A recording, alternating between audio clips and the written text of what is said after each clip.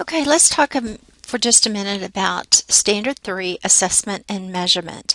Now, before we get started, I do want to emphasize the fact that if standards 2.1 and 2.2, these two standards right here, if these are not met in an official QM review, the chair of the review will stop the review and ask the course developer to go back and rewrite the objectives in order to make sure that they're measurable.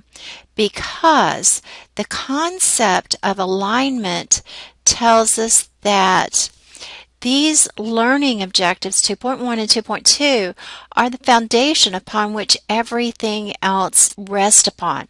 And so if that foundation is not solid, then the rest of it is not going to work. Now then, for alignment, the second piece of this is assessments. And you'll notice that those are kind of the roof, the ceiling. And so we want to make sure that this ceiling, this roof, covers the foundation. So everything in here is properly covered by the assessments. So with that said, we have to make sure that the assessments actually measure the stated learning objectives or competencies.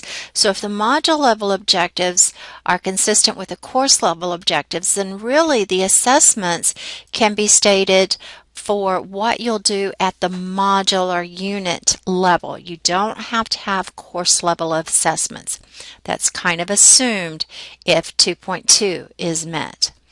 So just make sure that your assessments will actually measure. So if you have something that's a compare and contrast, then you don't give a multiple choice question probably, or true false question especially, to measure the student's ability to compare and contrast.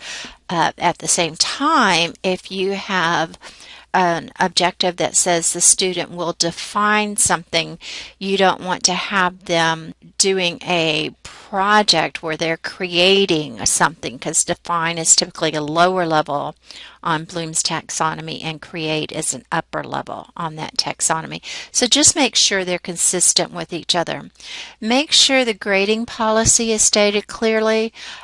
Take a look at that annotation and make sure you understand what needs to be in the grading policy, because sometimes it's a little bit more involved than what people typically include.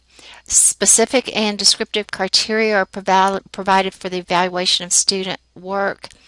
This is really important. Look at that annotation. One of the things that you can do to make sure that this standard is met is to make sure you have rubrics for anything that is graded subjectively.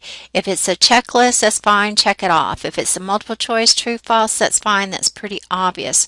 But where you're asking students to do things that you have that subjectivity in grading, a rubric will help you meet the standard and will also help you get better work from your students. Assessment instruments are sequenced and varied. Don't just use tests. Don't just use multiple choice true false tests. Use a variety of instruments. And then the course provides learners with multiple opportunities to track their progress. This just means that you don't do a midterm and a final exam, and that's the only way the student has to know whether they're doing well. And put in some smaller point assessments that allow the student to know, yeah, I'm getting it, I'm getting this self-assessment, that type of thing. And so that is Standard 3.